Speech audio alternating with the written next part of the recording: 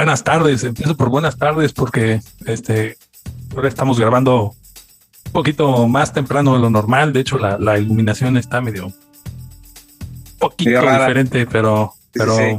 Cualquier hora es buena para decir salud, ¿no? Para decir salud, antes que nada. Saludcita a todos. Bienvenidos a Caguameando en la Trinchera. Buenas tardes, buenas noches, buenos días. A la hora que lo estén viendo. A la hora que estén viendo este video. Y que esté fría su cheve. Pero bien fría, es así, eso no debe de variar nunca. Ay, bueno, la mía está como beso de suegra. Hijo de su madre. Pues seguimos aquí, chavo, llevan 2 temporadas, vamos a cerrar esta temporada y seguimos sin saber si caguameamos para platicar de historia o platicamos de historia para caguamear. La eterna y hermosa duda. Yo no he podido responder esa pregunta. Yo tampoco, y es más, al día de hoy ni siquiera sé si realmente la quiero responder. Sí, no, eso es lo... Sí, es cierto, de esas de que pues, hasta te vas a dormir y estás acá. Híjole, ¿qué será, güey? Se habré caguameado por la historia caguameado por mí.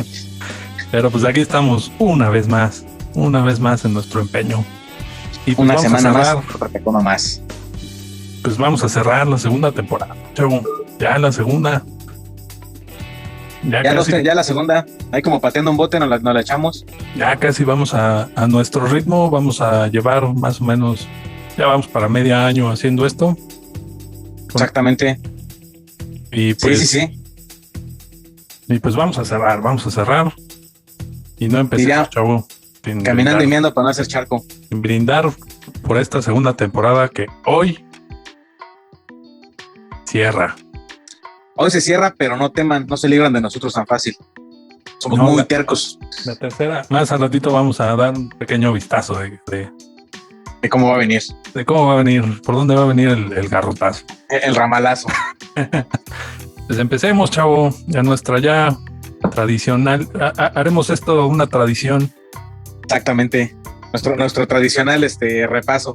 Nuestro resumen de la segunda temporada. Esta recopilación. Y pues vamos abriendo plaza. Eso es todo. En nuestra apertura de la segunda temporada platicamos un montón de cosas y todo girando alrededor de un evento, pues, ¿cómo llamarlo, chavo? Heroico, un evento relevante para nuestra historia. Que sí, esta segunda temporada, como tú bien lo apuntas, está lleno de Vietnam. Está lleno de Vietnam. Y lleno de Guerra Fría y cosas, pero bien espinosas. Bien espinosas. Y pero fíjate que no, ya me dirás tú, pero yo empecé segunda temporada esperando hablar de la Guerra de Vietnam. Pues vamos a hablar algo. Pero poco a poco le fuimos jalando y nos vimos envueltos en una guerra fría muy espinosa. Sí, y creo que muy diferente a lo que estudiamos para nuestros exámenes de prepa. que de lo que nos enseñaron en aquella época. Así es. Hace como 2 años. Hace como salimos de la prepa. Par de añitos. Sí. Ahí donde nos ven no tiene tanto que pasamos por la prepa. Así es. Entonces, y una de las cosas que vimos en la prepa fue la batalla del 5 de mayo. Exactamente. Porque esta temporada la iniciamos precisamente el 5 de mayo y quisimos conmemorar con una revisión ahí muy a la caguameando. A la caguamé. de la batalla del 5 de mayo en Puebla.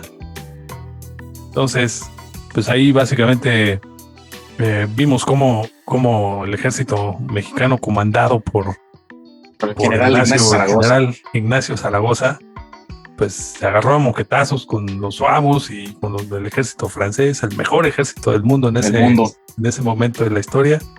Y por si fuera poco, también contra el ejército conservador, ahí contra el famoso tigre de Tacubaya. Para que no lo ubique, era el señor que aparecía en los billetes de 500. Antes de don Benito Juárez y antes de esta parejita de Frida y Diego. De Frida y Diego. Y pues bueno, prefería al general Zaragoza, pero los escogieron a ellos. Vimos como un general tejano, cuando Texas todavía era parte del territorio nacional, pues le parte también su mandarina en gajos con ayuda de un personaje pues polémico en la historia nacional, que es Porfirio Díaz, ¿no? Porfirio Díaz también tuvo ahí un papel relevante, entre otros. Pero de aquí, yo creo que lo relevante es, para mí, desde mi punto de vista, que México le envía un mensaje bastante contundente a las dinastías europeas. Uh-huh. Por lo cual en Estados Unidos se llega a festejar siendo esta batalla, no la definitoria, pero probablemente la más icónica de todo este conflicto. Antes de Coco. Así es, antes de Coco y su abuela, y esa escena donde nos hicieron llorar todos, una canción bien. Y me la recuerdes porque me vas a ver llorar. Hoy no va a ser ese día. Pues gracias a esa batalla, pues los estadounidenses pues festejan el 5 de mayo, porque bueno, desde mi perspectiva, ¿no? Muchos dicen que la festejan porque Zaragoza era tejano y los vínculos y demás. Yo no lo creo, yo creo que la festejan porque el mensaje que se le envía a las dinastías europeas, que pues buscaban meterse aquí al continente americano, donde los Estados Unidos empezaba a crecer como una potencia y pues querían de alguna forma detener ese crecimiento, insertando un imperio supuestamente. Un gendarme que cuidara al continente. Pero sí querían como insertarlo en México para detener aquel crecimiento del vecino del norte, ¿no? Y no pudieron, y eso es lo que festejan en Estados Unidos el 5 de mayo, ¿no? No recuerdo si lo comentaste así, y si no, a lo mejor hasta estoy citándote equivocadamente. Imagínate si te cito equivocadamente a ti, que no habré citado mal en el transcurso de las 2 temporadas. No, pues igual yo, pues, o sea, aquí así nos aquí lo importante es la saludita. Pero creo que ahí mencionabas el tema de con esa victoria se alcanza medio a consolidar la frase aquella de América para los americanos, ¿no? Sí.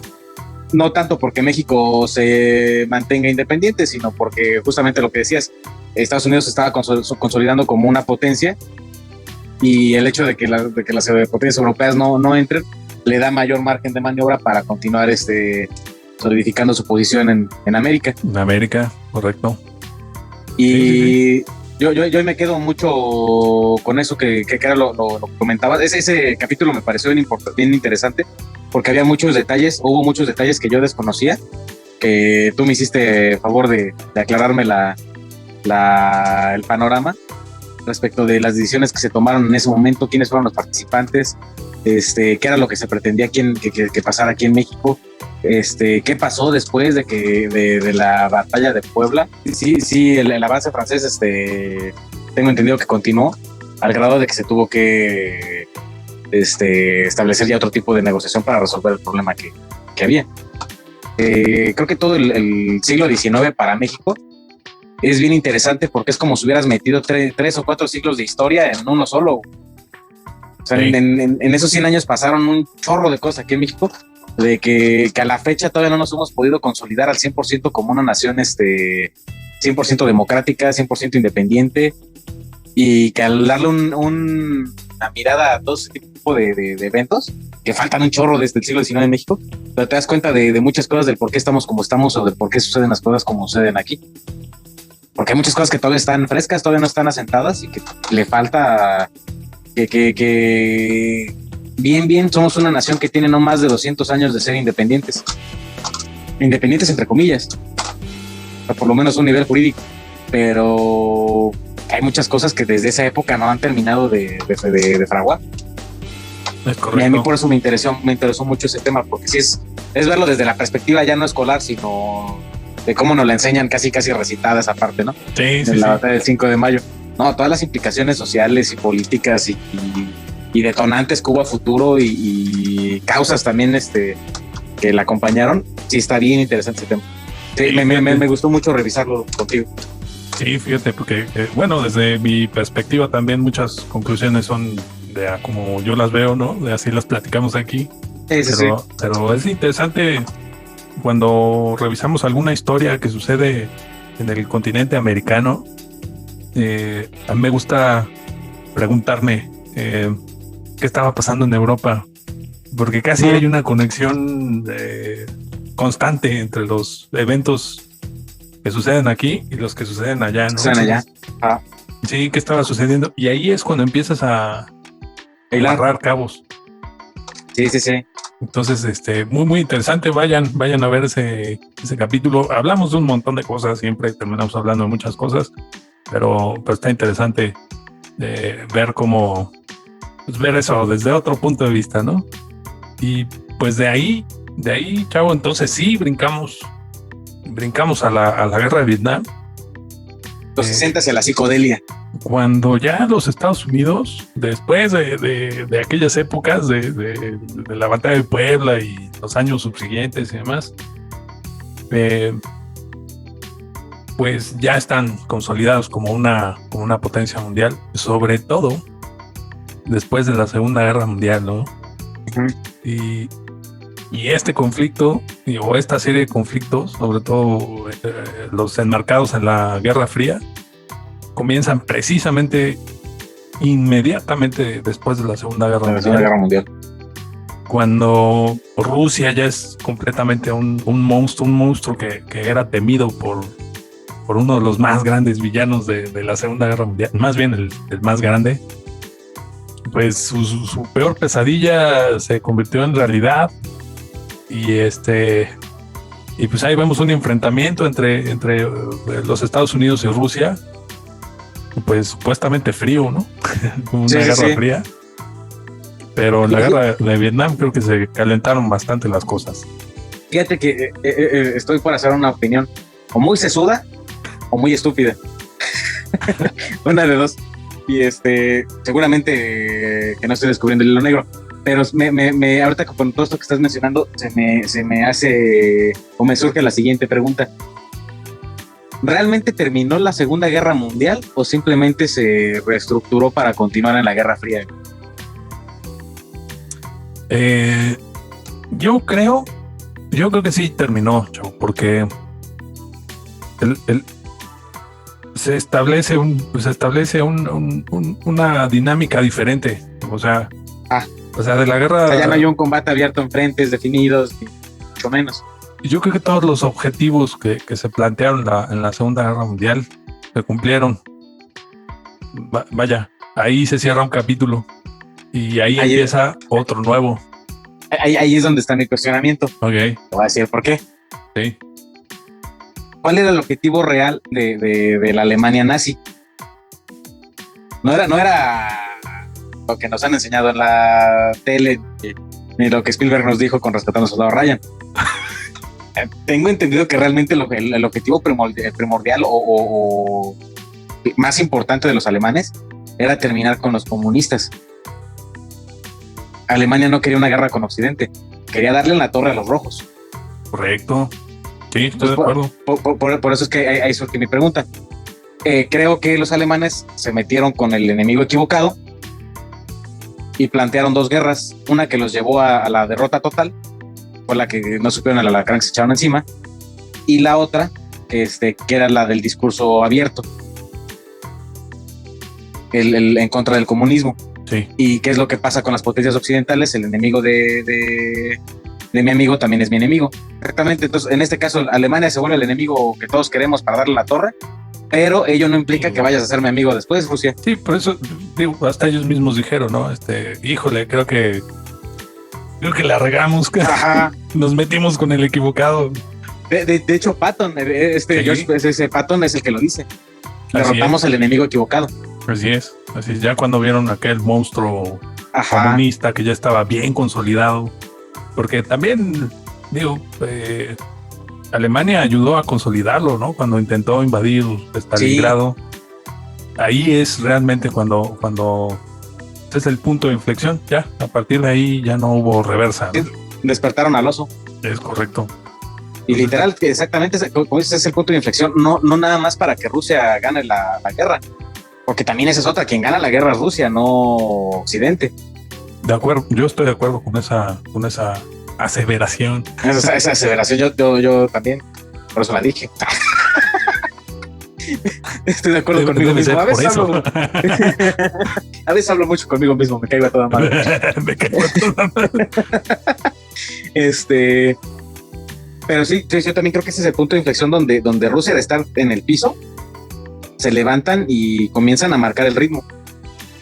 Y no nada más después no nada más durante la Segunda Guerra Mundial, a partir de ahí, hasta los 90 fácilmente comienzan a marcar el ritmo de todo. No sé, va a haber muchos que van a diferir conmigo. Y eso es bueno porque van a aportar más información y espero que lo hagan y que me corrijan. Así es.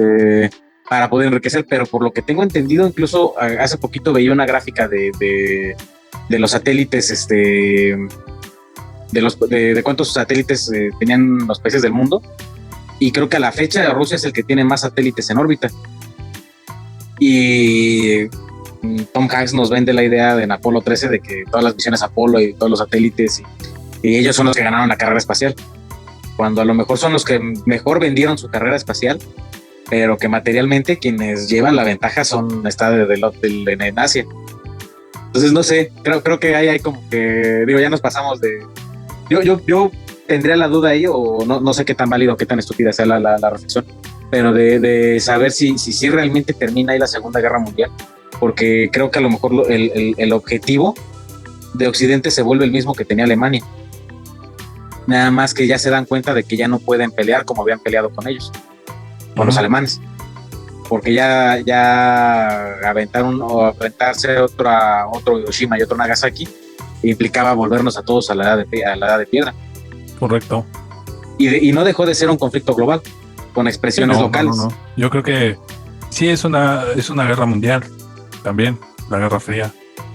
Pues sí, dejamos la pregunta. Yo ahí sí la sigo viendo como un conflicto diferente, consecuencia de la Segunda Guerra Mundial. No una continuación como la primera y la segunda, que sí, para mí sí son como el mismo, independientes, el mismo conflicto, nada más separado creo que por 14 años nada más, entre la primera y la segunda, pero es básicamente el mismo. Ahí queda la pregunta, pregunta al aire. ¿Es el mismo conflicto? No lo es. Es otro conflicto. ¿Qué es la Guerra Fría? Pero para tratar de describir ya nos fuimos a otro lado cuando estábamos haciendo nomás la visita de los 10 capítulos. De los 10 capítulos, ya andamos como en la cuarta, quinta temporada y todavía no la grabamos. Para tratar de describir lo que es esta Guerra Fría, yo creo que visitar aquellas lejanas tierras de Vietnam, lejanas para nosotros, ¿no? Que nuestros fans vietnamitas, pues así, ¿qué ole? Pues aquí andamos. Bueno, pues, yo las tengo aquí. No, pero fue bastante ilustrativo para entender más sobre sí, la Guerra Fría, ¿no? Y ese es bueno, tuvimos varios capítulos, el primero y el segundo. El primero vimos la batalla de Dak To, que vimos más o menos cómo se las gastaban Vietnam del Norte y el Vietcong para atraer a los gringos y pelear en donde ellos quisieran. Ese episodio me gustó mucho. Sí, la verdad es que está muy bueno. Okay. Vimos fue el ejemplo claro de cómo no necesitas grandes recursos para ir chayotes a los grandes. Digo, aquí sí me voy a brincar muchísimo en los capítulos, pero vimos en el capítulo también de las trampas de Vietnam, que con bambú, cuerdas y un chingo de serpientes, pues sí, ¿no? Sí. Todo esto se convirtió en un arma muy efectiva, y túneles, ¿no? Ajá. Y con palas, bambú, serpientes y púas puedes poner a temblar al ejército más mecanizado del mundo. Entonces, en esa primera visita que hicimos a Vietnam, que revisamos la batalla de Dak To, que vimos ahí una batalla catastrófica porque cayeron en una trampa, los Estados Unidos cayeron en una trampa, destruyeron la base que establecieron ahí, perdieron mucha gente y vimos o sea, la mayoría de los enfrentamientos, las batallas, al final terminaron siendo victorias tácticas para los Estados Unidos, pero muchas de ellas fueron estratégicas para Vietnam, terminaron abonando a una victoria estratégica, ¿no?, de Vietnam del Norte. Y eso lo vimos en Dak To muy claramente, así que corre y ve ese capítulo porque está interesante. Estuvo muy, muy entretenido también, la verdad. Sí, es que esta temporada ha sido muy ilustrativa. Muy ilustrativa, muy gráfica. Muy gráfica y para mí esa batalla es como el ejemplo perfecto de cómo fue la guerra de Vietnam y de cómo siempre ganaron los estadounidenses, siempre ganaron las batallas, casi siempre, pero a un costo muy alto en vidas humanas y a un costo muy alto en recursos. Con recursos. Sí, creo que exacto. O sea, creo que se resumen en voy a ganarte porque te puedo ganar. Porque va a correr ríos de sangre y ríos de dinero, pero no me vas a humillar. Un pinche granjero no me va a venir a mí a decir cómo hacer la guerra. Creo que en eso se resumiría la guerra de Vietnam. Y creo que, como dices, fue una guerra de terquedad. Sí. Fue como de, güey, ya te diste cuenta que no perteneces aquí, no es tu ambiente, no sabes pelear aquí, ya vete. Estás dejando a familias sin hijos, sin padres, sin hermanos, y te está valiendo 3 hectáreas nada más por una aferración de querer demostrar que tienes el tompeate más grande. Oye, pues Vietnam del Norte también, ¿no? Porque, o sea, sí, pero creo que ahí te la pasa un poquito más porque era un conflicto local. Porque es su casa, de alguna manera. Ajá. Y la ropa eso se lava en casa. ¿Qué carajos tiene que venir el vecino de la colonia de al lado a querer decir cómo resolver tus broncas? Sí, así es. Creo que sí, si le cuesta al vecino de la otra colonia, bueno, pues tráguesela sin hacer gestos. ¿Quién le manda? ¿Quién le manda? Es correcto. Sí, pues esa fue una manera de pelear de alguna forma a distancia, ¿no? De los soviéticos. Los soviéticos y los chinos, que no se ensuciaron las manos para nada en Vietnam, pero estuvieron ahí apoyando, dando dinero, dando armas. Ahí te doy para tus chuchulucos. Oye, está lloviendo muy fuerte, no sé si se oye aquí en el micrófono, pero... No sé, también se acá en mi escucha porque cayó un rayo medio choncho. Es que el cielo sabe que estamos cerrando temporada y quiere hacer eso. Entonces, eso fue Dak To, un ejemplo perfecto de una batalla en Vietnam, donde... El retrato de la batalla, de la guerra de Vietnam en una batalla. En una batalla, así, bombazos, tampas, jungla, calor, moscos. Victorias tácticas de un lado, pero estratégicas del otro, etcétera. Y después... Lo que nos llevó, hablando de victorias estratégicas, a la batalla de Austerlitz, si no mal recuerdo. Híjole, es correcto. Y esto es... Híjole. Permíteme, es más, mira. Aquí tengo que hacer, porque esto lo amerita. Una verdadera chulada. Exactamente. Una obra maestra de estrategia.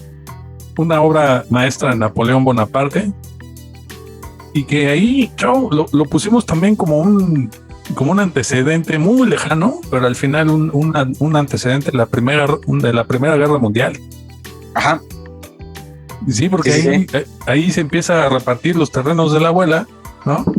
De manera que años después los alemanes dijeran, tenemos que recuperar todo eso, ¿no? Que eso al final es el origen de la Primera Guerra Mundial. De la Primera Guerra Mundial, exactamente. Híjole, sí. Sí, como dices, es un antecedente muy lejano, pero volvemos a lo que decíamos con la batalla de Puebla, ¿no? Una vez que empiezas a darte cuenta de todos esos eventos y que los empiezas a ver no como hechos aislados, como nos enseñan usualmente la historia, como hechos aislados sin conexión alguna o inconexos, y ya los empiezas a ver literal como una línea de tiempo y no sé, hasta como una gráfica, no sé cómo que lo que pasa aquí tiene consecuencias acá y lo que pasó acá va a tener un impacto acá.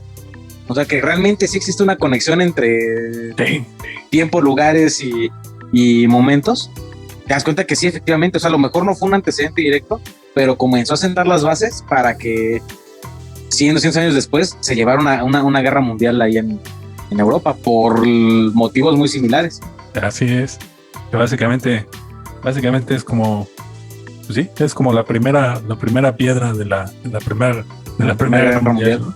Pero viene con sus antecedentes propios, como una revolución francesa y el como Napoleón Bonaparte surge como el gran líder, ¿no? Exacto. Qué bueno que lo mencionaste tú y no yo, porque para allá iba. Salud por eso. Saludcita. Porque justamente fíjate, ahí creo que hay otro común denominador, no de la temporada, sino de la historia, de cómo de situaciones críticas surgen líderes que no solo rescatan el día, sino que de la tragedia o de esa misma crisis sacan a sus regiones de las cenizas para volverlos en potencias.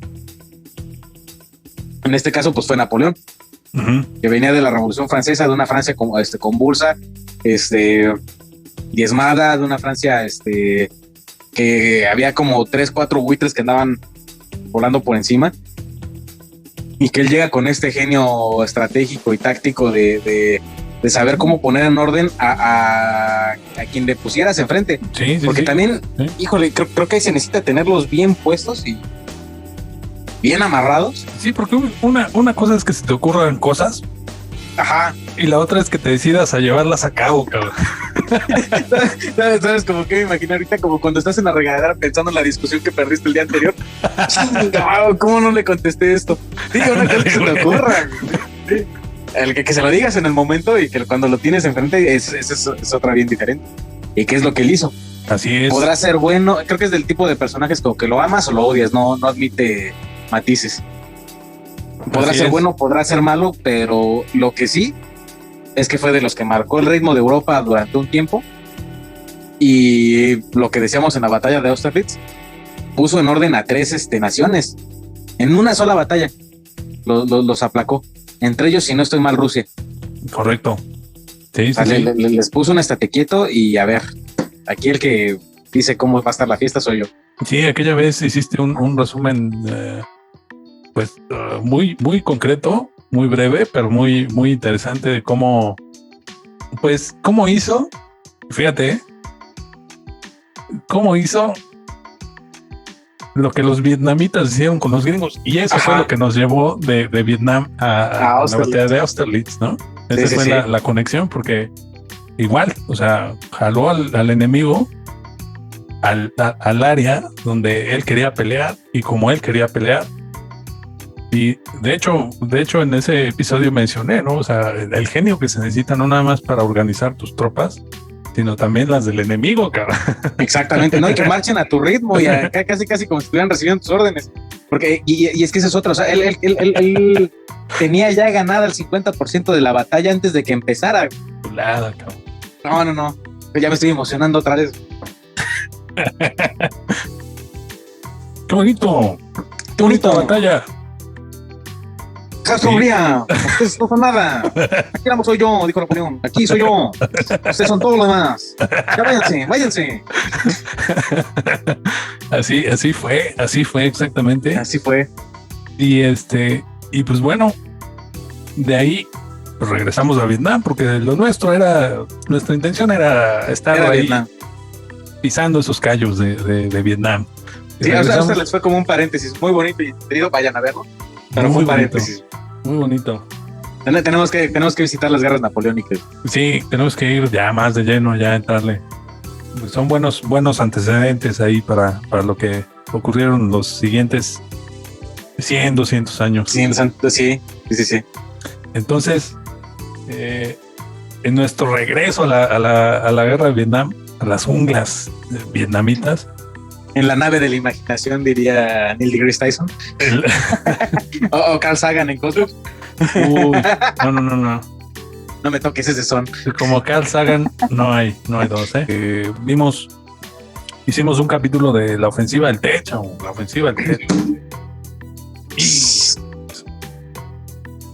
Y tú me vas a decir, bueno, pues, si regresaron a Vietnam a revisar otra batalla que tenía diferente esa batalla con la batalla de Dak, ¿no? Pues no y más con lo que acabamos de decir.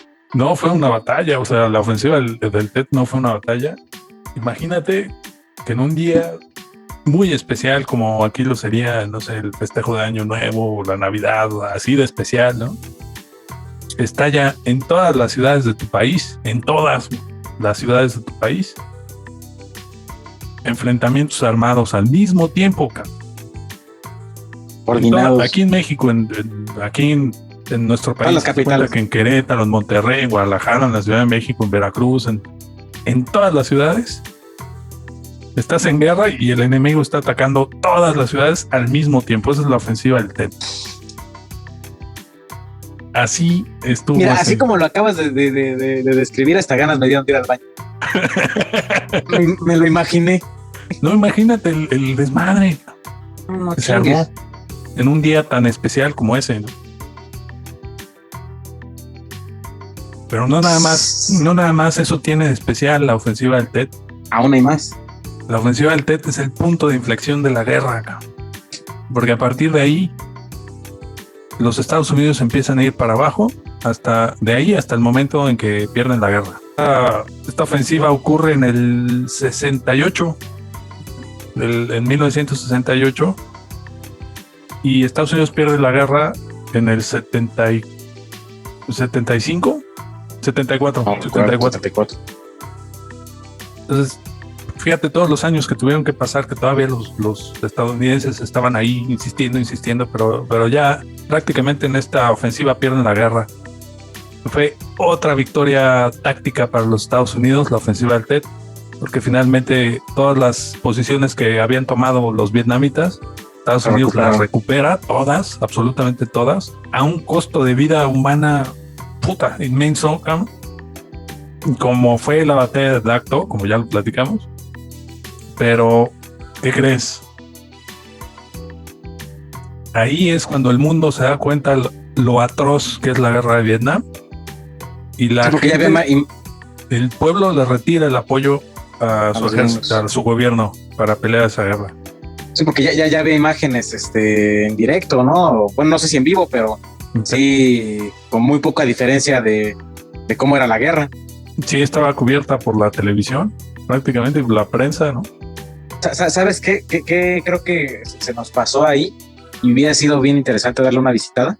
La toma ahorita se me viene a la mente por lo que dices del costo de vidas humanas, de sus victorias tácticas. Darle una visitada a la toma de Hamburger Hill. Hijo, esa batalla fue una desgraciadez. Que iban ya no subiendo sobre el cerro, sino sobre cuerpos. Cuerpos de sus compas. No, está. Es que esa guerra fue un verdadero infierno. Sí. O sea, sí. Algo muy grotesco y muy dantesco, literal, creo que dantesco, horrible. O sea, eso está. Eso quedó muy expuesto, y finalmente es lo que lleva a que Estados Unidos pierda la guerra, porque bueno, lo mencionamos, ¿no? O sea, un gobierno con una iniciativa de este tamaño sin apoyo popular no la puede llevar a cabo, y eso fue finalmente lo que terminó pasando, ¿no?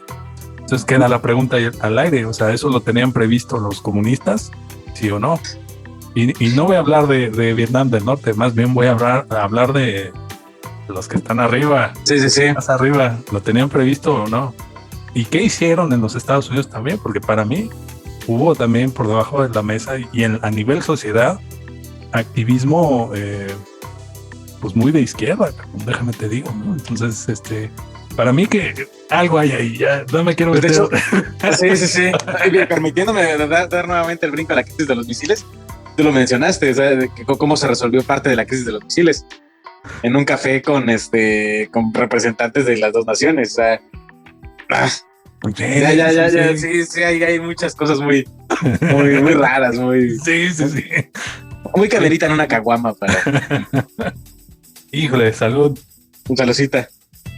Pues esa fue la ofensiva del Tet. Vayan a ver ese capítulo si quieren saber por qué según nosotros, Estados Unidos pierde la guerra. Bueno, no nada más nosotros, o sea, muchos historiadores así lo establecen, como que ahí fue el punto de inflexión y ahí se vino para abajo la aventura estadounidense en Vietnam. Y de hecho creo que ahorita lo acabas de mencionar bien, hasta ahorita estoy cayendo en cuenta. O sea, no se le conoce como la batalla del Tet. No. O el conflicto del Tet, no, es una ofensiva. O sea, que en ese momento fíjate, me llama mucho la atención de la coordinación logística en los 60s con un país con pocos recursos tecnológicos y de comunicación, para que se hayan coordinado de manera tan efectiva y eficiente para realizar una ofensiva al mismo tiempo en todas las ciudades del país. O sea, neta, volvemos a lo mismo, es estrategia. Así o sea, es. ¿quién estaría a la cabeza? Lo que decías hace rato, ¿quiénes fueron los que empezaron a tejer ahí, a mover los hilos para darles ahí una buena tambaleada? Y lo que te mencionaba hace rato, ¿cómo es que realmente quienes estaban marcando el ritmo no era Occidente? No. Nunca fue Occidente. Yo creo que es más o menos, fíjate, la batalla de Dacto no solo es un micro, es una versión a escala de la guerra de Vietnam, ¿no? Es una versión a escala de la Guerra Fría. Date cuenta. O sea, eso, o sea, ¿cómo está el entramado, ¿no? Sí. Para que el invasor baile al son de los locales, ¿no? O sea, de los locales. Pero los locales, hablemos de todo el continente, exactamente, de toda la región, no del país, de la región. Y es más, hasta me atrevería a lo mejor a hacer otra afirmación un tanto aventurada. Aventurada y fuerte. Y fuerte. Sí. Partiendo de la base de lo que comentamos ahorita, por ejemplo, con Zaragoza y México, que México es una nación relativamente joven, no tenemos más de 250 años como nación independiente. Uh-huh. Estados Unidos igual tiene, entre comillas, tiene no más de ¿qué te gusta? ¿300 años? Y eso creo que no, pone tú, ellos sí los 250 años como nación independiente que se consolidaron con fuerza, pero te estás enfrentando con una nación llena de tradiciones y llena o sea, que tienen conocimiento político, que son fríos por naturaleza y fríos desde el clima hasta su forma de pensar, que tiene una tradición milenaria de gobiernos tanto monárquicos como autoritarios como dictatoriales, y que se sienten cómodos con ese régimen, y que a la fecha aún se haya cambiado el sistema y se haya cambiado la política, llevan con un presidente más de 30 años. Ya hay como 20 años, creo. Sí. O sea, te estás enfrentando con un oso. Sí, date cuenta. Me gustaba mucho un meme que se ve un pasillo y con varias puertas, una que decía Libia, otra que los dictadores que fueron derrocando en esta década y la pasada, los gringos, creo que decía Irak, Afganistán, Siria, y todas las puertas manchadas de sangre y la muerte con la guadaña con la bandera de Estados Unidos. Y cuando llegan a Siria, justamente, está un oso en la puerta con la bandera de Rusia. Y la muerte así de, ay, güey, espérate tantito. Creo que es eso, o sea, sí, es o sea, nunca ha dejado de ser un oso. Y que de un manotazo, nada más dale tantito chance de que prense al águila y para atrás, güey. Sí. Pues sí. Ha sido, en muchos aspectos han ido un paso adelante, porque no, ese está dudosísimo, aparte de que te hace estremecer de lo crueles y de lo malditos que podemos llegar a ser como seres humanos, ¿no? Oh, ya sé, sí. Híjole, ay, cabrón, no sé. Hay lugares muy oscuros en los dos bandos. Híjole, sí. Y estamos hablando de los gemelos rojos. Los gemelos rojos. Y su prisión S-21. Es una consecuencia de la guerra de Vietnam también. Uh-huh. Porque como que se escondieron en la convulsión de la guerra de Vietnam. Pues es una... así como yo lo entendí, para mí lo que sucede es que Estados Unidos pone un gobierno, a como lo entendí, a como lo platicaste, pone un gobierno después de la guerra, ¿no? Así como para, bueno, ya me derrotaron aquí, voy a tener un bastión acá, ¿no? Pero como, o sea, Estados Unidos poniendo un gobierno títere a Vietnam, ¿no? ¿Mande? Estados Unidos poniendo un gobierno títere, ¿es lo que estás tratando de decir? Porque no te lo creo, no, eso no pasa. No.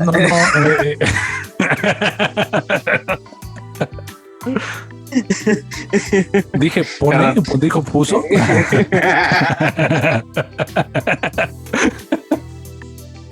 Ay, qué buenos son los viernes. Es que fíjate, o sea, por eso es una continuación de lo que estabas diciendo, porque pierde la guerra en Vietnam, que está ahí, hace frontera con Camboya, tiene frontera con Camboya, y ponen un gobierno ahí. No sé cuál haya sido la maniobra política que llevaron a cabo, Sí. Que llevaron a cabo para poner un gobierno ahí, pero tan fuerte era el oso del que estás hablando, chavo, que lo expulsan a ese gobierno. O sea, no fueron los camboyanos. Vamos a ponerle nombre y apellido. Sale ese gobierno, ¿no? Y llegan estos cuates, pero ahí está medio raro por un teje y maneje ahí que dejaste ver, político, que hasta se llamaban República Democrática, no sé qué, pero un dictador maoísta, güey. E hijo de su tal y por cual. Hijo de su madre, güey. Un dictador maoísta, o sea, que más bien ahí es como que la mano china, pero ahí sabemos que los chinos y los soviéticos tienen una relación ahí muy interesante. Muy cercana, ¿no? Pero muy rara. Pero en ese capítulo, o sea, por eso te digo que continúa, porque es un poco la misma dinámica, ¿no? Pero ahí con la mano ya china, pues, ya no tanto rusa, pero más bien con la mano china. Es que, de hecho, incluso, permíteme la observación, a ver si coincides conmigo, pero incluso hasta se nota ¿cómo llamarlo? La pluma de quién es el que está escribiendo ese capítulo, ese guión. Porque si te fijas, el estilo ruso es más, no sé, como más estratégico, o más militar, o más, a rajatabla. Y el de los chinos es más sádico, más, más sanguinario, más... Sí. Ajá. Sí. O sea, más de quebrar a la persona, la voluntad, el corazón de la persona, no quebrantar a la nación, sino quebranta a la gente. Y que a la fecha, al pueblo, y que a la fecha creo que sigue siendo su firma. No voy a decir más, pero hay sistemas informáticos que ya hay sistemas de puntaje popular, y que si te portas bien te doy un punto, y si te portas mal te quito puntos, o sea, trae la firma. Híjole, creo que cada país tiene un estilo de escritura, por decirlo de alguna manera. Ay, no lo había visto así. Salud, cabrón. Fíjate que si no fuera por eso terminaríamos un poco deprimidos después de cada episodio. Híjole, no sé si quieras comentar algo sobre las atrocidades que se vivían en esa prisión, pero yo creo que en el capítulo, híjole, sí comentaste cosas ahí que yo dije, no mames, o sea, perdón por el ay, no, pero... Te recuerdo que fue un capítulo muy serio. Muy manchado. Sí. Manchado. Así que corre a verlo. Sí. Si tienes el mismo interés medio morbosón que yo. Sí, es un capítulo bien morboso, porque también no lo vamos a maquillar. Pero es interesante desde la perspectiva de que incluso ahorita la prisión es un museo. Sí. Y que si lo equiparamos con personas, exactamente, por ejemplo, en América, la Corte Interamericana tiene garantías de no repetición. ¿A qué se refiere con eso? De que cuando pasa algo de la envergadura de este tipo de cosas, que no sé, a lo mejor en América pudiera ser como el equiparable a la Operación Cóndor o cosas de ese tipo, las resoluciones jurídicas establecen de que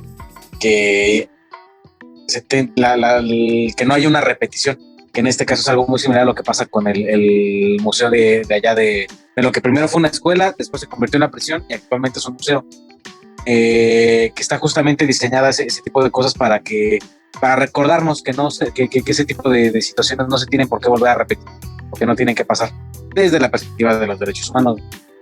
Entonces, creo que más allá de entrar a la parte de repetir las cuestiones morbosas o las torturas como tal, creo que también fuimos bastante gráficos en este episodio, se tornó muy serio, pero a la vez también muy, muy interesante, y en el sentido de volvemos a lo mismo de que no se vuelva a repetir. Sí. Más que nada esto, o sea, como buscar esa parte de ser conscientes de que pasó, no se puede negar que pasó. Hace poquito, todavía me parece que hace un par de años hubo un juicio al último de los Gemeres Rojos. Igual, creo que hubo de todos los prisioneros que hubo, creo que a la fecha únicamente sobreviven 2 o 3, no estoy bien seguro si sean la cifra exacta. Pero lo que decías y lo que platicábamos, que cada situación tiene como su firma y tiene su sello. Y que no, como humanidad en estricta teoría, por lo menos desde la parte escrita, tendríamos que garantizar que ese tipo de situaciones ni se repitan ni se emulen. Que a la fecha creo que pudieran estarse emulando de otras formas. Sí. No nos vamos a meter en eso hoy, pero que sí pudiéramos como canalizar más adelante. Pero para efectos del episodio en sí, creo que tenerlo presente para garantizar que no se repita. Sí, o para intentar garantizar que no se repita. Esa es una. Y la reflexión con la que yo me quedé en aquella ocasión es que pues aguas con aquellas maneras de pensar totalitarias que no necesariamente son un gobierno. Aquí no quiero entrar en detalles porque está muy vivo ahorita eso, muy muy vivo, y es muy fácil entrar en esa dinámica y discurso. En esa dinámica, porque ese discurso está por todos lados, güey. Aguas. Sí. De que no pienses, no hables, no digas, porque pum, te cae una especie como de sentencia. Y aguas, porque ese es el principio. Y es sumaria, o sea, ni siquiera hay un proceso, es sumario. No, sí, no hay un proceso. O sea, estamos en una santa inquisición, cabrón. Sí. Y creo que no lo pudiste haber resumido mejor. Exacto. Es una inquisición sin tortura física. Es correcto. Pero ese es el inicio. Sí. Ese es el principio. Y si quieres ver en qué termina eso, pues date una escapadita por ahí al episodio de la prisión S21, creo que es el 15. Híjole. ¿Y de los Gemeres Rojos? ¿Hacia dónde nos trasladamos? En la nave de la imaginación. En la nave de la imaginación que nos prestó Caguamera. en la caguama de la imaginación. me la imagino así como una caguamilla así voladora. Pues nos fuimos a las Malvinas otra vez. Otra vez hay rusos. Sí, porque vimos una supuesta ayuda de la Unión Soviética a Argentina en la guerra de las Malvinas, ¿no? Ajá. ¿A través de qué? De satélites. O sea, pero eso está interesante. Sí. Ese episodio me gustó mucho. Porque incluso hasta se dice que lanzaron satélites en cuanto se dieron cuenta del desmadre. Para poder proveer de información logística y táctica a Argentina. Argentina, que era un gobierno de una dictadura militar de ultraderecha. De ultraderecha. O sea, completamente contraria a la ideología soviética. Y volvemos a la premisa del enemigo de mi amigo. No, más bien, el amigo de mi enemigo es mi amigo. Híjole, yo esa nunca me la terminé de comprar, chavo. Nunca me la compré. ¿No? Porque para mí los rusos tenían... Fíjate, mencionamos aquella vez que ese conflicto de las Malvinas no es tanto una onda como de la Guerra Fría, aparentemente, porque todo el mundo le dio la espalda a Argentina, hasta los gringos, o sea, con los que se supone que tenían ahí pláticas, relación, tenían mejor relación con los gringos, con los rusos, cabrón. Pero, y yo no lo considero, o no alcanzo a ver ahorita elementos de que la guerra de las Malvinas sea como un conflicto de la Guerra Fría. Sin embargo, para mí esa supuesta ayuda de Rusia a Argentina es llevar agua para su molino, de alguna manera, que todavía no alcanzo a ver bien, para ellos sí continuar con su Guerra Fría con los Estados Unidos. Sí, coincido al 100% contigo. Porque digo, volvemos a lo mismo, que pudiera a lo mejor, no sé qué tanto, entenderse o interpretarse, y no es la intención, como que nos hemos decantado un poquito de lo que hemos comentado hacia el lado soviético dentro de los conflictos que hemos relatado, pero no, aquí volvemos a lo mismo, y que es la premisa que creo que rige este canal. No hay buenos ni hay malos. O sea, hay gente con intereses, hay ideologías políticas, y sobre todo creo que hay intereses económicos, y que las naciones actúan con relación a eso, y que aquí el más chimuelo más catuercas. O sea, no es de que los rusos sean buenos y los gringos sean malos, no, todos son hojaldras por igual. O sea, y todos sirven a sus propios intereses, y como bien dices, creo que en este caso, si acaso los rusos vieron algo de interés en la guerra de las Malvinas desde la perspectiva argentina, como para poder entrar en América Latina. Sí, para mí algo hay por ahí, más allá de pues los voy a apoyar porque me caen gordos. Porque pobrecitos, qué chingados. Los ingleses, ¿no? Sino algo más grande. Ahí estos cuates nos han demostrado, y hemos visto en esta segunda temporada, que no piensan en pequeño, ¿no? O sea, y que tienen todo menos ser altruistas. Sí. Altruistas no son. No. Sí, no. Ni de un lado ni del otro. Todos, cuando emprenden alguna acción es con algún interés ya bien marcado. Alguna intención. Y es más, clara. Yo simplemente dejo esta conclusión sin fundamento sobre la mesa, a ver qué piensas tú y qué piensan los que nos han concedido el favor de escucharnos hasta este momento. Pero fíjate, ahorita los países más importantes, bueno, no más importantes, digo, por un tema que me interesa a mí, pero del 82 para acá, que fueron las Malvinas, de los países que dentro de su flota aérea tienen cazas rusos, está Bolivia, si no estoy mal, Perú, que apoyó a Argentina, Venezuela, que hay quienes dicen que sí apoyó, hay quienes dicen que no, pero que actualmente la República Bolivariana de Venezuela es una república socialista, y que tiene una enorme afinidad con la Rusia soviética.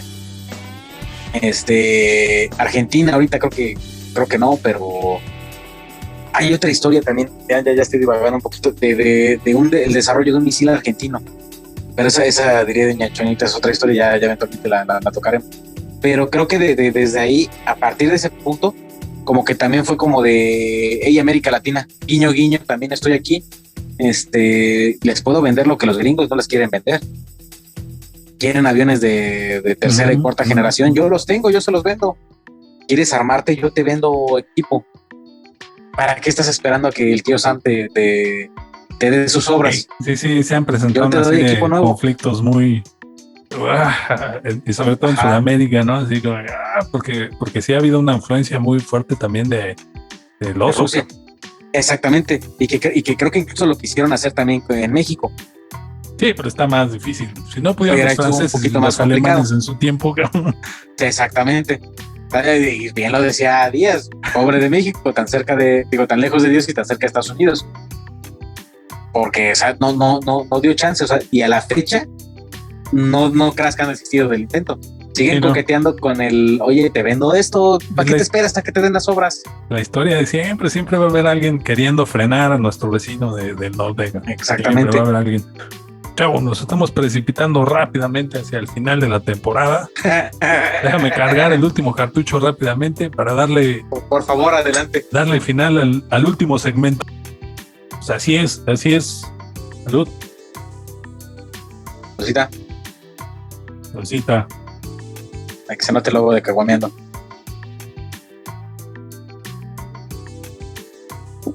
Continuamos en nuestro viaje de la caguama de la imaginación. La caguama de la imaginación. Recién bautizada. Bueno, ya está. Ya está, cabrón. Oye, pues las Malvinas es un tema ahí que nos interesa mucho. Pero antes de continuar con eso, regresamos a Vietnam otra vez, como ya lo había platicado. Ajá. Pues a revisar lo de las trampas, chavo. A ver las trampitas que se inventaban estos cuates. Y ay, ya que vi, o sea, cuando platicaste me estaba imaginando y decía, no, qué manchado. Pero ya después vi las fotos, güey, y dije, oh, hijo de su madre, güey, peor, cabrón. Y es lo que te decía hace rato, ¿no? O sea, cómo con algo tan aparentemente rudimentario es poner a temblar al mayor ejército mecanizado de la actualidad. Y de ese entonces también, o sea, lo siguen siendo. Y realmente los hicieron tambalearse. Correcto. Con púas de bambú, con mecate, con agujeros y con serpiente. Una manera muy efectiva de sembrar el miedo. Si te fijas, la guerra de Vietnam es en buena parte, o sea, Estados Unidos peleó con armas, con dinero, con el poderío, con músculo y con tecnología, ya sabes, ¿no? O sea, así es. Ajá. Pero Vietnam peleó con estrategia, fíjate, ¿eh? Con estrategia y con una guerra psicológica. Me voy a atrever a hacer una afirmación y una comparativa con la que estoy casi seguro que va a estar de acuerdo conmigo. Que es algo muy similar a lo que pasó en la batalla de Puebla. O sea, Francia llegó con lo mejor del mundo a darnos en la torre, y aquí éramos un puñado de campesinos con machetes y un país en guerra todavía. Un país en guerra, convulsionado, que se supo organizar gracias al liderazgo, en este caso, de un general como Zaragoza, y que le dio la vuelta a la fuerza terrestre más importante del mundo en ese entonces. El mismo caso que le pasó a Estados Unidos, que son la fuerza más la fuerza terrestre más importante del planeta. En ese entonces, en la actualidad, o por lo menos ese es el título que ellos mismos se jactan, y que un grupo de campesinos con conocimiento de su terreno y bien organizados los pusieron a temblar. Sí. Y que fue una guerra psicológica 100%, o sea, sí, era la desmoralización mal plan. Pues esto de las que trampas, todo el tiempo tuvieras tiempo, que todo el tiempo estés con miedo, o sea, a pesar de que digas, mi gobierno me respalda, vengo de un gobierno pesado, con los dedos para arriba, lo que quieras, pero que en ese momento en el que estás en la chingada jungla, mientras estás soportando un calor de 50 grados centígrados, con humedad, y que no sabes si el siguiente paso que vas a dar te vas a agarrar unas púas con caca en las piernas, o vas a caer en un agujero con serpientes venenosas, o lo que se te imagine que no puedes alcanzar a ver. Sí. Y que a la fecha lo siguen entrenando para ese tipo de escenarios porque fue lo que aprendieron. Sí, correcto. Sí, no, estuvo bestial y hablamos también de la creatividad, ¿no? Exactamente. Porque son cosas muy sencillas, son mecanismos muy sencillos, pero con eso yo creo que también ganaron buena parte de la guerra con eso. O sea, toda la guerra fue no se ganó por esos instrumentos, pero buena parte de ella yo creo que sí, porque al final la guerra psicológica sí impacta y muy fuerte, muy fuerte. Creo que volvemos a lo mismo, ¿no? Lo que hemos resumido en esta segunda temporada. Creo que la situación, un conflicto ya bélico no se gana por ver quién tiene las mejores armas, no se gana por ver quién tiene la parte mecanizada más grande, no se gana por ver quién tiene la superioridad aérea. O sea, que sí son factores importantes, son pueden ser decisivos, pero que realmente lo que los hace, donde se ganan las guerras es aquí. Sí, porque fíjate que ahí pudieron, y sí, fíjate que tienes razón, hay muchos paralelos con la batalla de Puebla. Pero fíjate, ahí pudieron haberse echado para atrás cuando vieron los aviones y las armas y todo el aparato, el ejército. Mentalmente pudieron haber dicho, nos van a dar la madre, ¿no? Pero dijeron todo lo contrario y echaron a andar toda su estrategia, toda su creatividad, todo su potencial y sobre todo el conocimiento de su terreno para que hasta el mismo terreno peleara contra el invasor, ¿no? O sea, exactamente. Es un buen ejemplo. Creo que eso es lo admirable o reconocible. Digo, ¿qué fue honesto por quienes fueron víctimas de ese entorno? Porque como bien dices, incluso hasta la jungla peleó por ellos. La propia fauna, oye, eso de clavar serpientes para que cuando pasan los soldados se vean, dices, oh, qué drástico, pobre serpiente, pero es eficiente. Hijos de su madre, la verdad. Y incluso, cosa que desde aquí fuera, el diseño de la trampa no es matarte. Sí, es que sufras. Porque sufriendo tú vas a sufrir toda tu unidad y la voy a alentar, van a ser un blanco fácil. Correcto. Sí, y como dices, se vuelve psicológico. O sea, volviendo al paralelismo de la batalla de Puebla. O sea, el hecho de que aquí los que eran los zapaltecas, o sea, los Zacapuaxtlas, que los Zacapuaxtlas pelearan con machetes. Oye, no es lo mismo que tú llegues con un mosquete o con un rifle a repartir plomo, que medio esperes que al que tienes enfrente se le haga un agujero, a que llegue un cabrón y te dé un pinche machetazo que te vuele un brazo. Con toda la determinación de partir. Con toda la determinación. Sí. No, y que le dispares y que no se detenga. Y que aún así te reviente un machetazo a media frente y te abra la cabeza. Y que veas como a tu compadre con que venías cotorreando en el barco, le abrieron la cabeza de un machetazo y que el canijo no se detiene. O sea, imagínate el impacto psicológico de ver eso. Claro. Aún siendo un soldado profesional, o sea, que estás ya forjado en el combate, ver ese tipo de cosas es como de, estás viendo un chingado zombie.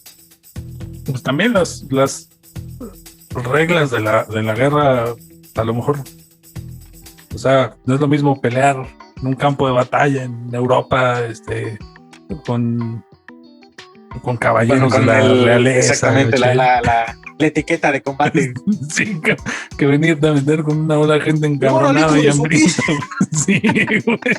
Sí, así es. Pues es el Vietnam, estamos hablando de Vietnam, estamos hablando de Puebla y estamos más o menos hablando de lo mismo, ¿no? Y fíjate cómo sin tener tanta la intención de hacer esos paralelos, pues se dieron, ¿no? O sea, la temporada de Vietnam abierta con la batalla de Puebla y pues con paralelos muy interesantes también ahí, ¿no?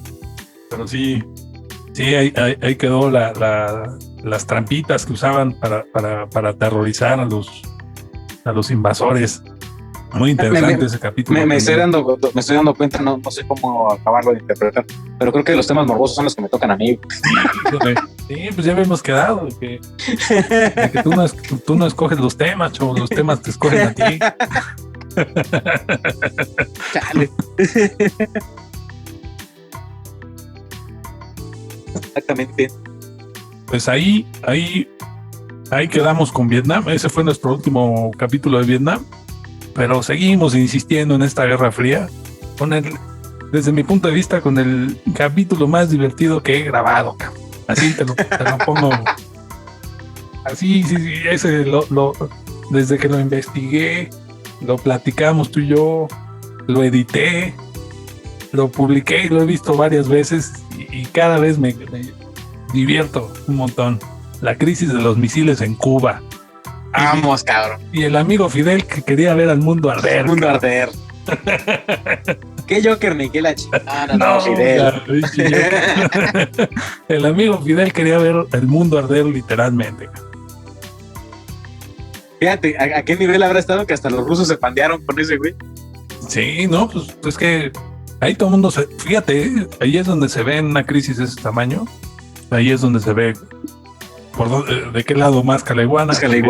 Todo el mundo se pandeó, todo el mundo, menos Fidel. Él quería ver más. Él quería fiesta. Sí, no, tienes que ver ese capítulo, ve y diviértete un rato y ve. Estuvo muy bueno. Buenísimo ese capítulo porque o sea, yo no me esperaba tal dinámica que se dio ahí. Y eso, digo, le trajo consecuencias muy fuertes para los presidentes tanto de Estados Unidos como de Rusia. Hasta ahí voy a decir, porque cualquier cosa que pueda decir más puede ser muy arriesgada, muy espinosa. Sí, no. Una crisis que estuvo a punto de algunos cuantos días por ahí, que estuvo a punto de borrar de la faz de la tierra una buena parte de América. Sí, no. Estuvo así, y fueron unos eventos aquí sí son afortunados, fortuitos y coincidencias que se fueron dando en el camino que evitaron que esto tronara. Mientras nosotros festejábamos mientras nosotros andábamos en nuestras fiestas echándonos nuestro pozole y nuestras tostadas. Allá se estaba poniendo de a peso. Entonces corre y ve ese capítulo porque de verdad sí, estuvo muy bueno, muy interesante. Nos divertimos mucho y divertido. Sí, la verdad es que el amigo Fidel sí, ahí es donde me convencí que ese cuate de plano, híjole, cabrón, estaba a otro nivel. Sí, no, de plano. Es que fíjate que creo que ya habría algo que resaltar. Él era un revolucionario. Ah, claro. Khrushchev y Kennedy eran políticos. Sí. Y creo que ahí es donde radica la diferencia. La diferencia, sí. O sea, la estirpe es completamente otra. Sí, o sea, tanto Khrushchev como Kennedy sabían cómo resolver, o pretendían saber cómo resolver el problema desde la trinchera política. Y re cabrón quería madrazos. Pero como porque así es como él resolvía las broncas. Pero fíjate, Khrushchev y Kennedy estaban, desde mi perspectiva, estaban corriendo así, a ver cómo salvar la situación desde un punto de vista diplomático, porque sus encargados de la Secretaría de Estado y la Secretaría de Defensa ya estaban con el dedo en el botón, ¿no? En el botón. Y el Fidel jode, metiendo, ya pícale. Sí, metiendo, sí, ya pícale, sí, exactamente. No. Híjole, te da miedo. Qué divertido estuvo eso. Y finalmente no dejamos las Malvinas en paz. No dejamos las Malvinas en paz. Y nos fuimos pero ya a dar detalles, ¿no? Sobre la batalla aeronaval. Y ese fue. Fíjate que. Ese fue como que. Pues algo que dejó ver precisamente cómo lo que se vivió ahí. O sea, desde adentro, en primera persona. Desde el corazón de... Sí. Ahí sí me voy a permitir el lujo de la parcialidad, porque para bien o para mal no he podido no sentirme identificado con el lado argentino. Digo, al final de cuentas somos del mismo continente, hablamos el mismo idioma, y aunque haya N cantidad de diferencias culturales o las que quieras llamar, hay muchas cosas que también nos unen. Y por lo menos para mí ese episodio sí fue interesante. A lo mejor no fue tan hilarante como el de la crisis de los misiles, pero sí creo que tuvo como que otro tipo de carga emotiva. Y también estuvo interesante. O sea, a mí me llamó mucho la atención, me gustó mucho la parte de ay, cabrones, que los tamaños que tenían que tener los pilotos para enfrentarse a los británicos, que no fue cualquier cosa. O sea, fue el bautismo de fuego de la aviación naval argentina, y que también los recursos que tenían, volvemos a lo mismo. O sea, si te fijas, esta temporada hemos estado hablando de puros David contra Goliat, y de cómo los David le han dado, no me encanta esa analogía, pero de cómo los David le han le han sabido, si no ganar, le han sabido hacer frente a los Goliat, y de cómo se han sabido plantar ante ellos. Porque en este caso, digo, todos conocemos el resultado de la guerra de las Malvinas, pero aún así a doña Thatcher estoy seguro que le causaron 2-3 episodios de gastritis. Sí, le temblaron las piernas. Que exactamente. Y que no se esperaban. Como los gringos en Dacto, como en la ofensiva del TED, como los franceses en Puebla.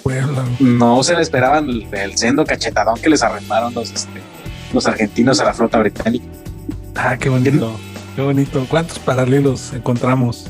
Exactamente. En este viaje. Y que imagínate, no. Imaginación. En nuestra caguama de la imaginación.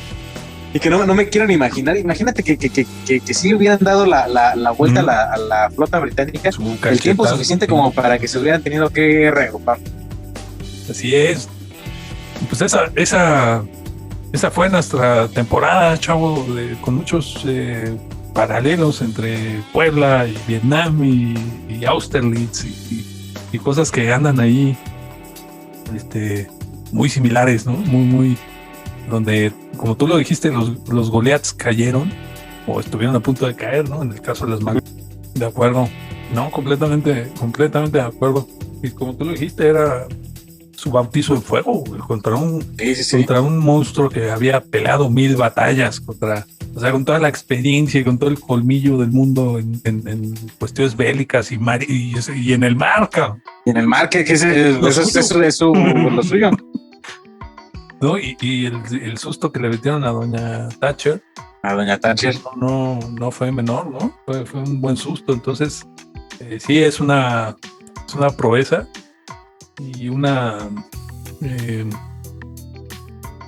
declaración de intenciones muy clara, ¿no? O sea, sí.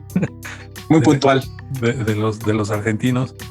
Y por cierto, ahorita que estábamos hablando de la crisis de los misiles, me estaba acordando que y vamos a hablar un poquito de lo que vamos a ver en la tercera temporada, que va a ser como una de descanso, porque esta estuvo espinosísimo. Cuando hablas de estadounidenses y de rusos y te metes en una de broncas, cuando hablas de comunismo y de ideologías, te metes en unas lodazales, cabrón.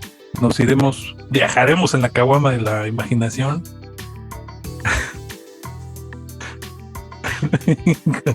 Ay, qué bonito.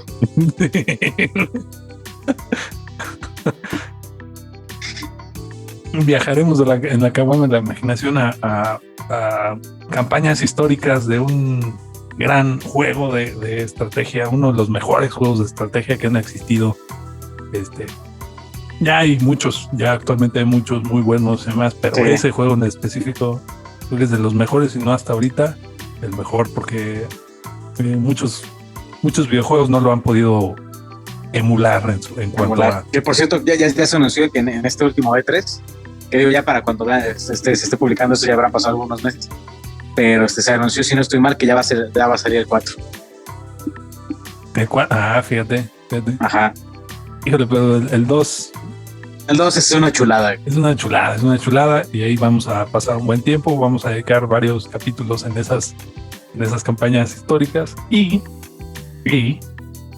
hay por ahí una deuda también, vamos a llamarle una deuda por ahí, sobre la guerra del Pacífico, aquí en Sudamérica.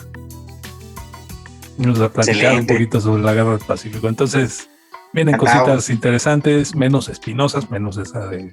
Ya más relajadas. Más relajaditas en esta temporada, vamos a explorar otros terrenos, y luego regresaremos a los temas espinosos, ¿no? Segunda Guerra Mundial, pero bueno, eso ya nos esperará en la 4ª temporada.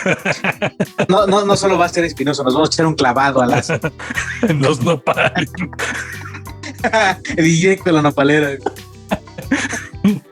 Así es. Oye, ahí si me lo permites, por ahí yo debo un tema a un fan en específico, a José Carlos Rosendis.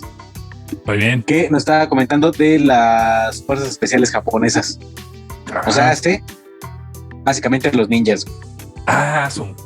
Entonces creo que habríamos que hacer ahí un huequito un huequito ahí para que yo creo que el tema sí nos da para... Híjole, también. Ese creo que no va a estar tan espinoso, pero sí va a estar bien interesante. Va a estar bien interesante. Pues bien, chavo, no sé que ya traemos como que el tiempo encima por algunas cuestiones, pero palabras finales sobre esta segunda temporada. Sobre esta segunda temporada, ¿con qué me quedo de la segunda temporada? Sí. ¿Con qué te quedas, Chelis? No te vayas. ¿Por qué no acabas? No lo cierres. Listo, chavos, saludcita. Salud. Nuevamente aquí. Ya estamos En aquí. En esta su trinchera de confianza. Estamos aquí después de una breve interrupción por problemas técnicos que requirieron cambio de locación, de horario, de todo, pero seguimos aquí listos para... Listos para continuar. Ya la caguama de la imaginación está en descenso. Le tuvimos que pasar corriente. Tuvimos que pasar corriente porque problema técnico ahí con la caguama de la imaginación. Y pues... Le matamos muchas neuronas. Y pues así vamos a concluir, chavo.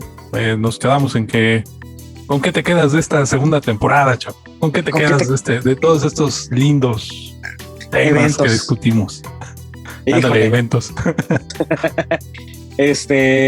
Digo, creo que retomando, no sé si a lo mejor se vaya a pasar alguna de las ideas, pero estábamos platicando sobre los paralelismos de todos los eventos y que ahora sí que nos salió como el burro que tocó la flauta, porque los temas no los escogimos con ese eje conductor, sino que nos salió y nos dimos cuenta que tanto la batalla de Puebla como la guerra de Vietnam, como la guerra de las Malvinas, todas en algún punto se trataron de David venciendo o peleando contra Goliat. No siempre lo vencieron, pero sí es esta idea de cómo ejércitos aparentemente muy avanzados o muy adelantados o muy bien equipados o muy bien entrenados se enfrentan a personas con necesidad. Creo que esa es la clave. Okay. Se enfrentan con gente con necesidad que se aferra a lo que tiene con uñas y dientes. Creo que sobre todo en Vietnam y en Puebla se ejemplifica mucho esa parte. En las Malvinas creo que la motivación fue otra, pero que también ahí creo que se distinguió mucho el ideal patriótico, me gustaría como que pensar, del país, no tanto de la forma de gobierno, sino del país en sí, y de pelear por lo que creen que les pertenece y de lo que creen que es justo. Creo que romantizando un poco esa guerra, creo que en eso lo podría resumir. Y ¿qué me quedo también? Híjole, de las risas que nos llevamos en varios episodios, la crisis de los misiles, ahí tuvimos 2-3 momentos muy, muy negros de humor, muy que nos voló la cabeza varias veces. ¿Qué otra cosa? Las veces en las que sí nos pusimos muy serios, porque los temas lo ameritaban y más bien los detalles mórbidos, que creo que sí somos lo suficientemente hojaldras como para burlarnos de ese tipo de cosas. Híjole. Pero que hasta nosotros tenemos cierto límite. Sí, pues es que llega un momento en el que tienes que reflexionar ya, ¿no? O sea, sí, yo recuerdo que sí, en el episodio de las trampas, por ejemplo, que es una salvajada de lo que estamos hablando en ese episodio, así que tienes que ir a verlo. Salvajadas de las trampas vietnamitas. Pero sí hubo momentos así como de risa, ¿no? De esas veces que te ríes pero te sientes mal por haberte reído. Sí, por haberte reído, porque ya después viene la reflexión y dices, puta, la verdad es que somos el ser humano es cuando anda de ojete, es de lo peor, cabrón.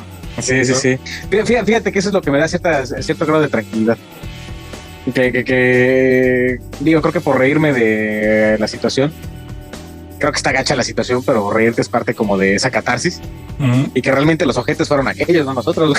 Sí, no. En todo caso, enójate con aquellos. Sí, no, es que es una manera de exponer esas cosas, ¿no? Es una manera de hacerlas. Exactamente. Y que son cosas que también no tienen por qué olvidarse. Correcto. Así es, así que primero que nada, otra vez. Saludcita. Híjole, ya casi voy por la... ¡Ay! Ok. Perdón, tenía sed. Salud. No, pues es que sí, hace mucho calor. Esta posición no se defiende sola. Así es. Pues en una frase, Joe, ¿qué te pareció la segunda temporada? En una frase. En una frase, ay, güey. Creo que lo pudiera resumir en a lo mejor en 3 palabras, a ver si no la cago. Eso. Táctica, Ujú. estrategia y valor. La Híjole. táctica con la que los gringos tuvieron que ganar sus guerras, en Vietnam en este caso, Los la batallas. estrategia que ocuparon Zaragoza, Napoleón, Vietnam, Vietnam, para güey. poner en aprietos a sus contrapartes, y valor de esos mismos pueblos, de esos David que pelearon contra Goliat. Y híjole, creo que lo retrataría con los pilotos argentinos de las Malvinas. Híjole, chavo, qué manera de cerrar esta temporada. Salud, cabrón. Deja. Chulada. No, pues ya. Excelente. Entonces ya lo demás ya sobra. Sí. El recordar. Recordar, correcto. Táctica, estrategia, valor y recordar. Y recordar, excelente. Bien, porque sí, pues este tema de los gemelos rojos también merece Hijos de su que no se pinche dejen. madre. Esos hijos de su madre no pueden irse limpios, cabrón, en ningún momento. No, Los tenemos que recordar y tenemos que recordar lo que hicieron, porque, híjole, creo que volvemos, ya lo había comentado, pero en tiempos recientes, en estos años, estamos rayando en cosas, estamos a un paso de ese tipo de cosas, y la historia nos enseña que aguas con pensamientos únicos y totalitarios, y aguas, cabrón. que estamos volviendo, Sí. como dices, coqueteando con esas ideologías nuevamente. Sí. Disfrazadas de cañón. otras cosas, pero sí, ya estamos regresando. Sí. Sí, ya leí por dónde va el tiro y sí. Por ahí va la Sí, onda, sí. así que bueno, Sí. la historia es bien bonita por ese lado, pero nos dice, nos avisa, ¿no? Nos va Sí. dando avisos. ¿Por dónde viene nos el dice, fregadazo? aguas, güey, porque sí, así es. Y pues muy bien, chavo, pues yo no puedo más que respaldar lo que acabas de resumir en 4 palabras. O sea, concluimos viendo esta época, porque es prácticamente nuestra segunda temporada. El eje fue la Guerra Fría, ¿sí? De Sí. dos grandes que surgieron como titanes de la Segunda Guerra Mundial. O sea, yo creo que si ya eran grandes antes, aquí se multiplicó por quién sabe cuánto consolidaron. su tamaño como titanes, como potencias, ¿no? Y la Guerra Fría, lo que vimos en toda la temporada básicamente es el enfrentamiento entre estas dos, y pues una guerra ideológica muy, muy fuerte, ¿no? O sea, que casi lleva al mundo a un colapso, ¿no? En muchos momentos y en varias escalas y en varias materias también. Y Política, pues, económica, militar. Sí, exactamente. Estuvo interesante este periodo, y los temas que tocamos, que fueron como apuntalando pues una idea clara para mí. Para mí me formé una idea clara de lo que fue la Guerra Fría, ¿no? O sea, cómo se dieron las cosas. Me di cuenta de un cochinero que había por ahí también, pero feo. Y pues yo creo que el clímax de ese cochinero político y demás, no sé si empieza con la crisis de los misiles, fíjate, y continúa con Si Vietnam. no has visto ese episodio, ve a verlo. Y continúa con Vietnam. O sea, ahí pasaron cosas súper marranas y súper cochinas en la política internacional. Y fíjate, nada más pasamos por encimita, o sea, por encimita, sin meternos mucho. nada más fue como que saludar así desde lejitos, y aún así ya nos dimos cuenta, dos mortales como tú y yo, que Híjole, de toda la calabaza que hay ahí. Híjole. Qué bonita Qué temporada. bonito. Sí, la neta sí, qué bonita temporada. Sí, estuvo buena, muy cargada de Vietnam, muy cargada de Guerra Fría, pero muy, muy espinosa, cabrón. O sea, sí, tuvimos... Como nos gusta. Sí. Oye, y también otra cosa que no me gustaría dejar pasar, que también creo que hasta ahorita en nuestro largo currículum de videos ha sido la temporada que más visitas hemos tenido y más suscriptores también. Sí, la segunda temporada, es correcto. Entonces, eso creo que también es algo que creo que es hasta lo más importante sí. del canal. Sí, pues, mira, lo más importante es eso, exactamente. venirnos a echar una cervecita mientras platicamos, sin saber todavía si el pretexto es la cheve o el pretexto es la historia. Todavía no sabemos, pero saludcita por eso. Por saludcita. Y es algo que tal vez nunca sepamos, pero acompáñenos a echarnos una cheve. Una chevechita. De eso se trata esto. Y de tratar de echar a volar un poquito, a correr a la ardilla, ¿no? El hámster. Sí. Que corra en su ruedita y... Sí, literal. Sí, porque también, como que últimamente, híjole, ya hace falta, ¿no? Sí. Visitar un poquito la historia y empezar a amarrar cabos sueltos. O sea, salir un poquito de TikTok y entrar un poquito más a caguameando en la trinchera. No lo viste venir. Así que salud por eso. Muchas gracias a todos por su atención. No sé si tengas algo más, chavo, que decir. No, nada más. Así que tercera temporada próximamente. Y pues a los que nos siguieron en esta segunda temporada y también la primera, pues muchas gracias. Saludos, salud. Y no olviden suscribirse aquí a Caguameando en la Trinchera. Hacer la caguamación. Hasta la próxima temporada.